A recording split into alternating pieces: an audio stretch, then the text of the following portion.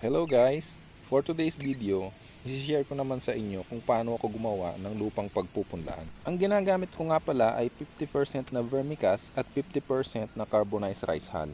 Ang una kong ginagawa ay durugin ng pino ang carbonized rice hull. Pangalawa ay hinahalo ko ito ng maigi sa vermicast.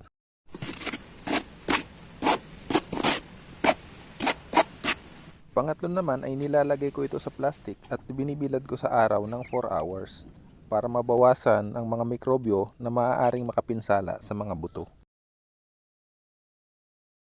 Pagkatapos ko itong ibilad ay palalamigin ko at pwede na itong gamitin.